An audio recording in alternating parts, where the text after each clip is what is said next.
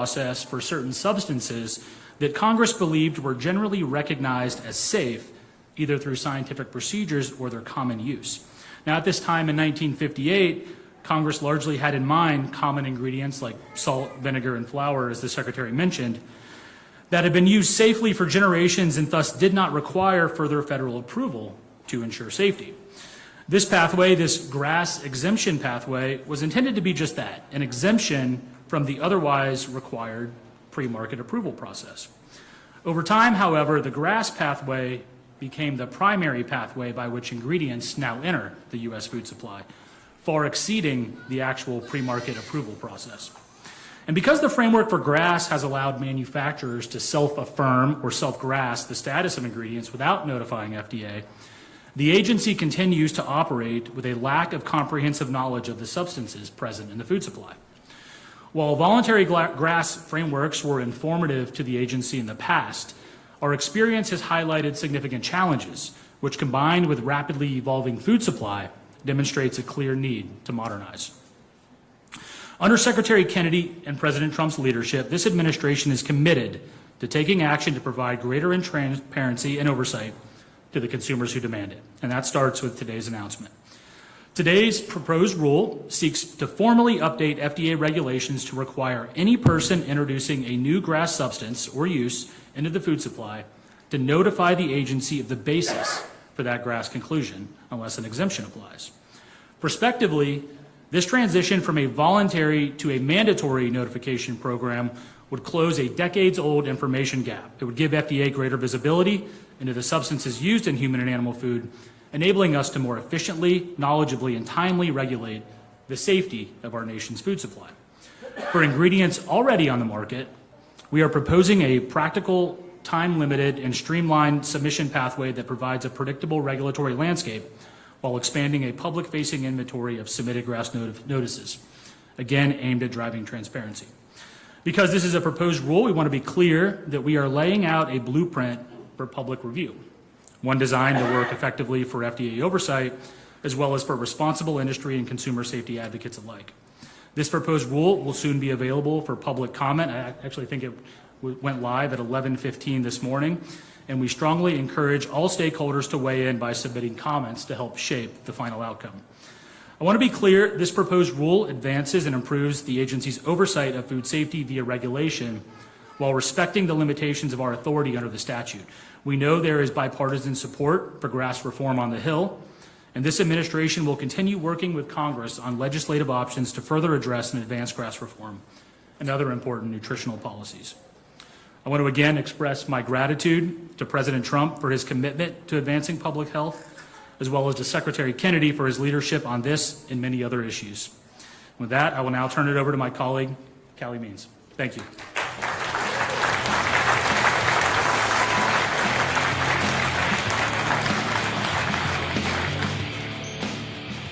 Can we get one more round of applause for the man who has reminded the world that there's an F in FDA, Kyle Diamantis?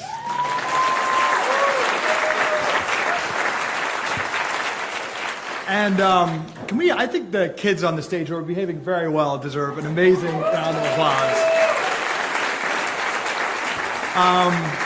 This is a big day for every kid in America, every mom that cares about food safety. It's an emotional day for a lot of us here at HHS. Because about 2 years ago, after the election, Secretary Kennedy tasked his team with coming up with a list of the boldest, most aggressive set of food reforms we could possibly accomplish in the first 2 years of the Trump administration.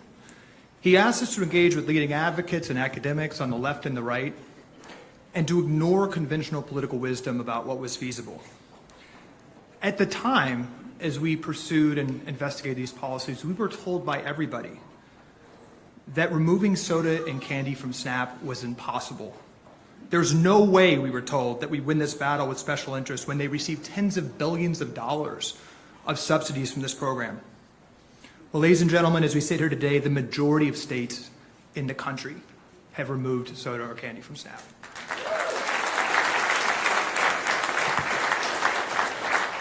We were told by everyone that it would be impossible to flip the food pyramid and advise against, for the first time, highly processed food, refined carbohydrates, and added sugars.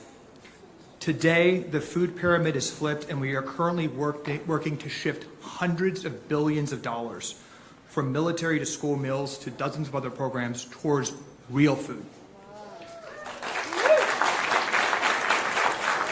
We were told that ridding the food supply of artificial dyes was a quixotic goal. 60% of children's food has these ingredients, and advocates have tried for decades to get them out of food. As Secretary Kennedy mentioned last week, Kellogg's said that they are a year ahead of schedule of getting the dyes out of food, joining the majority of the U.S. food supply. We were advised that grass reform has been one of the top objectives for food advocates for decades and would be impossible to enshrine in regulation. And today we are celebrating transformative grass regulations in a post-market review framework. In total, history will remember the first 2 years of the Trump administration as the most significant period of food reform in modern history, where we have made more progress on every single item, every item that Secretary Kennedy laid out in that initial list that many said were impossible. During the transition, we also talked with Secretary Kennedy about what the ultimate goals of our work here would be, what the ultimate goals of the MAHA movement would be, and he was very clear: lower chronic disease rates. And throughout the inevitable toxicity in the political climate and snarky political articles, we recently learned that after decades of unabated increasing, the American obesity rate has seen a 7.3% relative decline in just the past couple of years.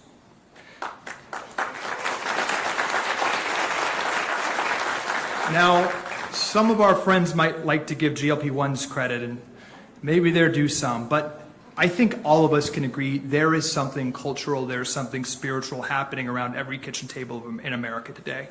People are reading food labels more and becoming more conscious about what we put in our body. And we just learned that real food purchases are up 7% last year, the greatest increase on record.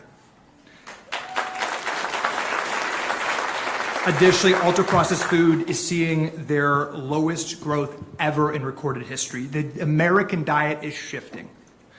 And there is clearly something happening in the market, and it is a good thing that every boardroom in America is grappling with the stark consumer shift away from ultra-processed food. These MAHA policies are impossible to argue against. I've heard every argument. There's not a good argument against them. They're supported by 90% of Americans, and there really isn't any argument why we can't do these things to have a better food system. The truth is we must eat less ultra-processed food. As Secretary Kennedy mentioned, it's 70% of our child's diet. It's 10 to 20% in other countries. There's something clearly wrong happening. We must fix regulations that have been perverted by decades of corporate capture, and we must have transparency about what is in our kids' food. Transparency is crucial to a free market, and food transparency has been gutted over previous decades, which the Trump administration is fixing. And we must ensure our children's cells are not poisoned by thousands of unknown chemicals, which set our kids up at scale for guaranteed life, worsened and shortened by obesity, diabetes, and mental health challenges. Not to mention high healthcare costs that are threatening to bankrupt our country. They want us divided on these issues. They want partisan infighting. But as this event demonstrates today, that's not happening on the Trump administration's food agenda. Right now, Bernie Sanders is working with Republican lawmakers to develop food transparency bills. States around the country, left and right, are passing MAHA food legislation. And this administration is collaborating with medical groups like the American Medical Association, the American Heart Association, the American Academy of Pediatrics, many of whom are suing us on other issues, to advance these policies. In attendance today, we have left-wing groups who are in bitter disagreement with us on other issues, but are joining arms on these initiatives today. All of us agree there is a unique political and cultural moment where we can change the incentives of our food system and improve transparency, and the Trump administration is working with everyone that is interested in that objective. This moment was made possible by President Trump and RFK, and frankly, the decades-long work of leaders across the political aisle that have been fighting on these issues. Can we get a bipartisan round of applause for Secretary Kennedy and the diverse group of medical and advocacy groups who are working together to combat special interests and deliver transformational food reform?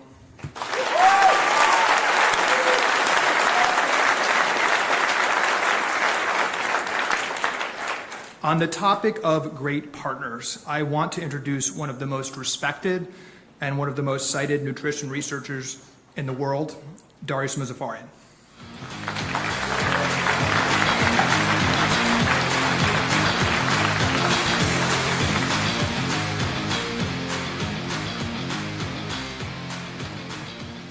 It's great to be here on the stage. I have 3 teenagers, so to see all the kids up here on the stage, and this one is alert, really paying attention. It's really amazing, so thank you for being here and showing how important this is.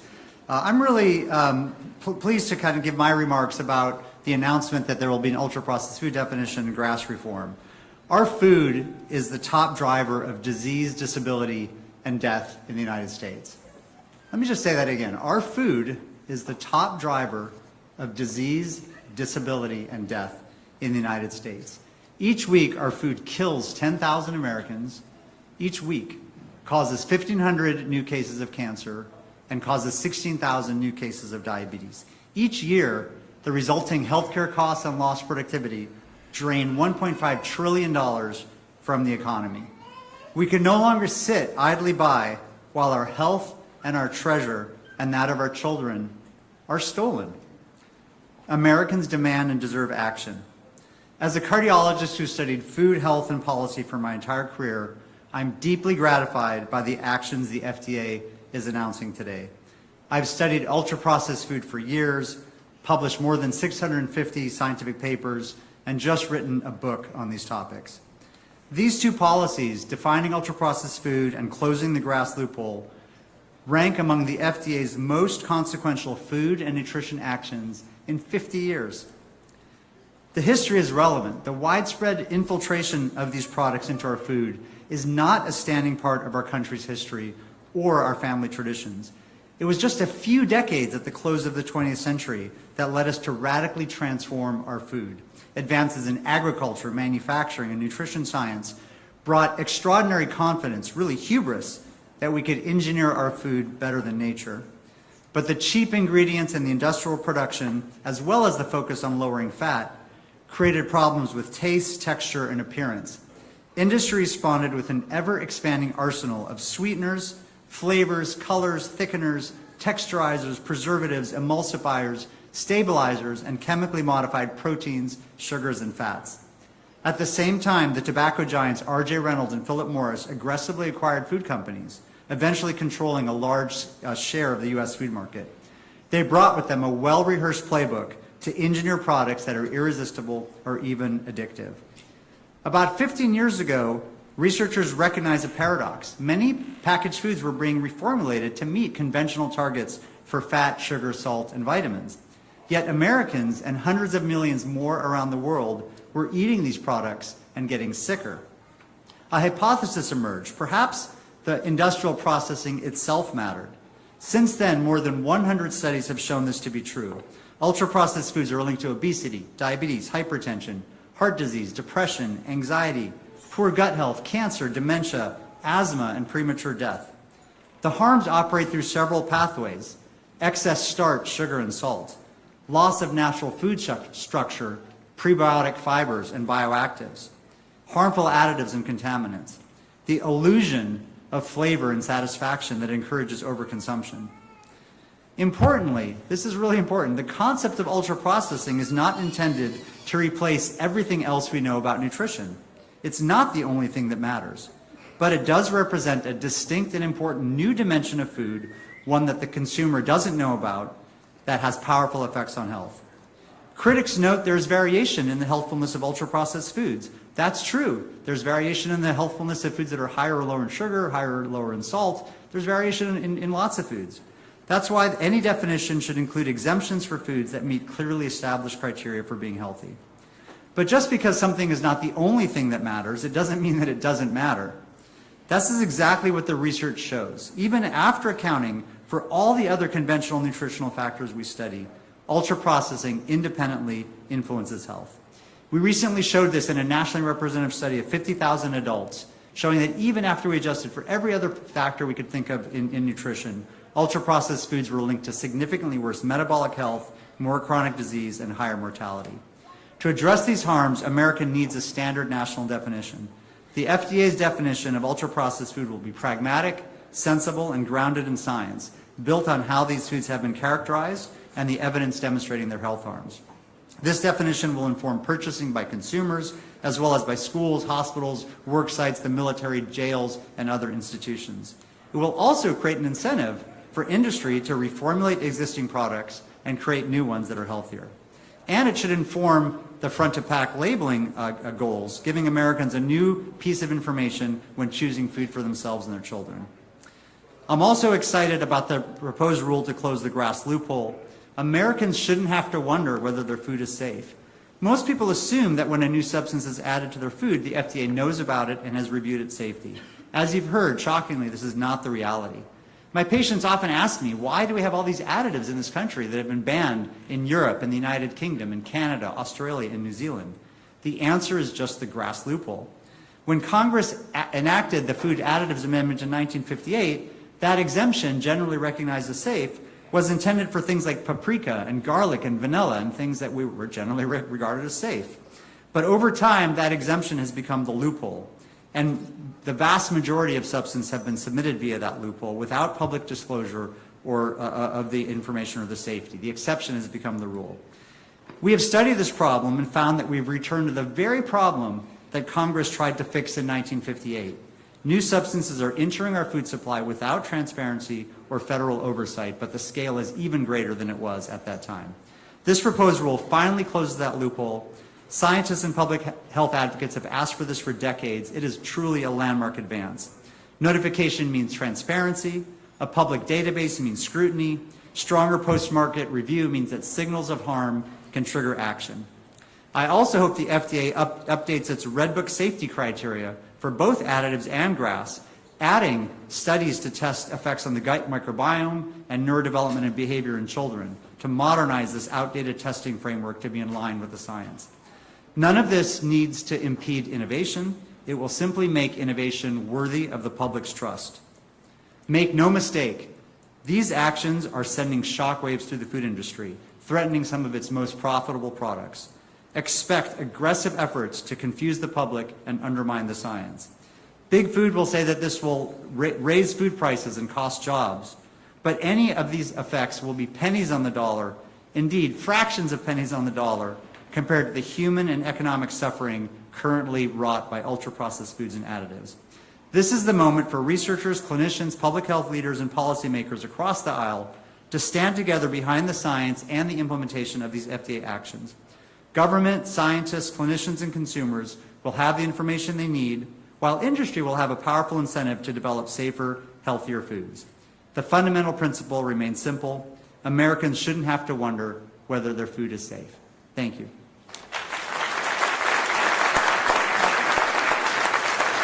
Ladies and gentlemen, welcome to the stage, Bonnie Hardy.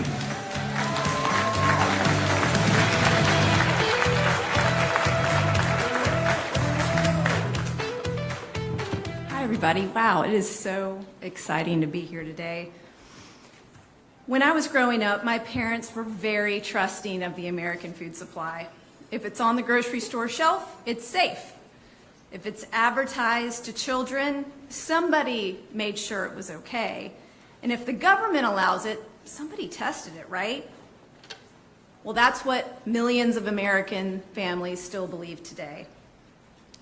Today should be a wake-up call for every food company making an ultra-processed food, because now the government is fixing the food system that is so disturbingly broken, that our food supply has been flooded with unnecessary synthetic chemicals and industrial additives that are destroying our health. Chemicals that are banned or restricted in other countries. Chemicals that are engineered to be more addictive. Chemicals that allow the food industry to manufacture seemingly cheaper products to maximize profits and not our health. Chemicals that poison our cells. For more than 60 years, we have been part of one of the most uncontrolled experiments in American history. The test subjects weren't lab rats, they were us. They were our children. They were me. I used to be addicted to ultra-processed food. I was sick, overweight, depressed. I had 2 surgeries by my early 20s. I didn't volunteer for this experiment, and nobody asked for our consent. While corporate profits grew, we watched as the people around us got sicker, our friends, our family, our children, and we kept asking why. We were told to stop asking questions. Just trust the experts. Just trust the system. But the system failed us.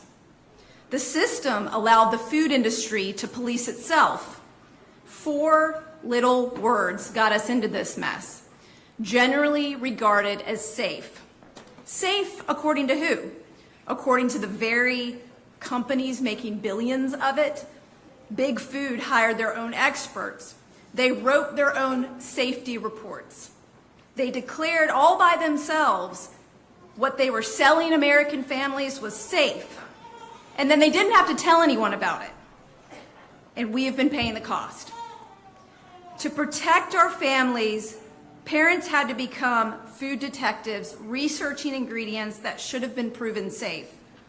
And when we demanded better, we were mocked, we were dismissed, we were called fear-mongers. And for the last 15 years, I have stood beside millions of Americans who have simply wanted food that wouldn't harm their families. And today is a turning point, because from this day forward, the rules for the food industry are changing. Everyone will finally know what's hidden in ultra-processed food. And if your products still contain these chemicals, you're going to be targeted. Not just by consumers like me that are not going to buy your products, but you're going to be targeted by procurement, by distributors, by suppliers, by regulators, maybe even lawsuits. Those are already happening, right? And definitely labeling. Thank goodness 50% of the food industry is in the process of or already removing artificial food dyes, one of the defining qualities of ultra-processed food. I look forward to the candy industry and my 2 favorite food giants, Pepsi and Mars, to finally make the commitment. I just wonder, what are you waiting for? You already make these products for so many other countries. Us moms are watching. Please don't ignore us. I want to thank every parent, advocate, an American citizen who refused to stop speaking up. And I especially want to thank President Trump, Secretary Kennedy, Callie Means, Stephanie Spear, and Kyle Diamantis for working tirelessly to encourage Americans to eat more real food. For the first time, our government is highlighting the loopholes that allow these companies and chemicals, these companies to put chemicals in our food supply. This is a major step forward, but don't let this be all there is. We have so much work to do to get this done. We have to keep pushing for more. We have to keep pushing until every family can walk into the grocery store and buy real food without worrying about the chemicals inside them. Every American should know what ultra-processed food really is. Let's reverse the mass experiment that has been carried out on our bodies for decades. Because when we know what's in our food, we start demanding better. And when we demand better, companies have 2 choices: either change or lose our business. Moms, I will keep fighting for you, and I will keep fighting for you no matter who is in office. Thank you so much, Secretary Kennedy and his entire team, for making this possible here today.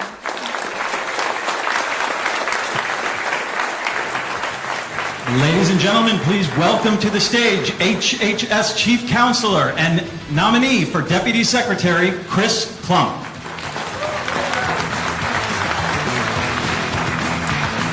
All right, team, it's my pleasure to close this out. Patience, we're almost there, little ones. We've got this.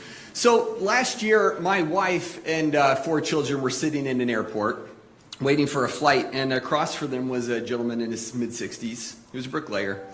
And at some point, he struck up a conversation with her. And he was sitting there, notably with a bag of potato chips and soda in his hand, and having no idea who she was or what her husband does, and said, "Hey, have you heard about this Maha thing people are talking about?" And before she could answer, he followed and said, "I think there's something to it. I just don't know what I'm supposed to do. I wish somebody, the government, anyone, would just tell me what I should be eating so I can feel better."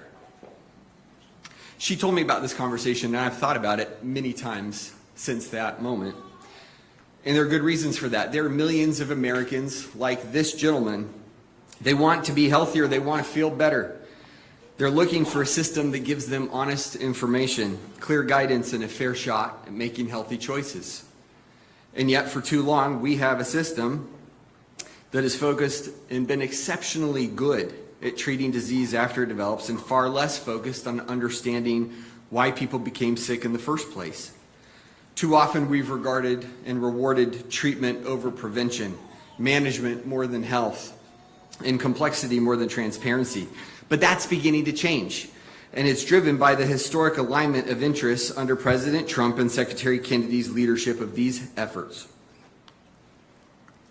At HHS, we're building what we think about as a 10-year bridge from a system that reacts to chronic disease to one that increasingly understands root causes, that prevents disease before it develops and delivers care tailored to the individual.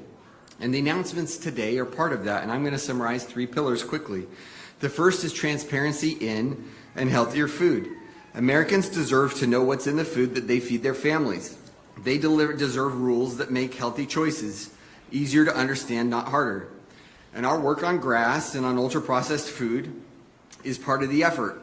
So are initiatives around regenerative agriculture, better hospital food, medical nutrition, things that you see on the signs around this room. And we'll keep taking a simple message around the country. Eat real food. Get active.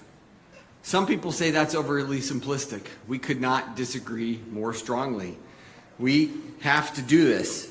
That bricklayer in the airport wasn't looking for a 200-page report. He wanted to know what he could do tomorrow to feel better, to feel healthier. The second part is science. The third part is personalized and preventive health care. That means better incentives for outcomes and prevention, more transparency, better information following the patient, more control for Americans over their healthcare decisions.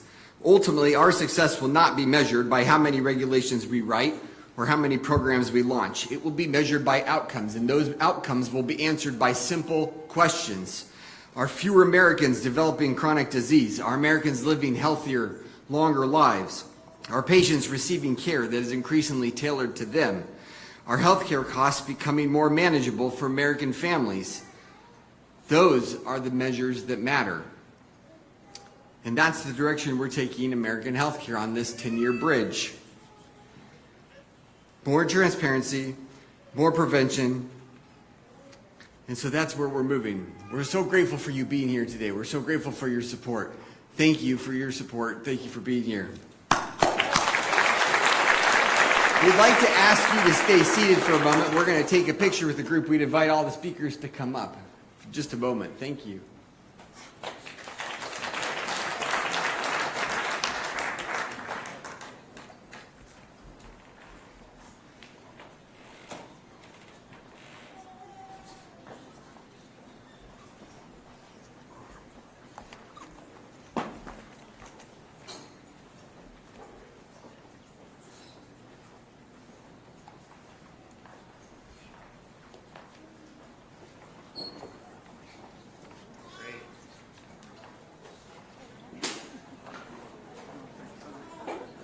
Everyone right here.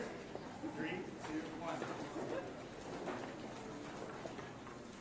Great. Yep, there you guys. Mr. Secretary, any update on Cyclist 4 and Salmonella? So we can get all the speakers and everybody. Actually, I'm going to have you guys come in front of this podium.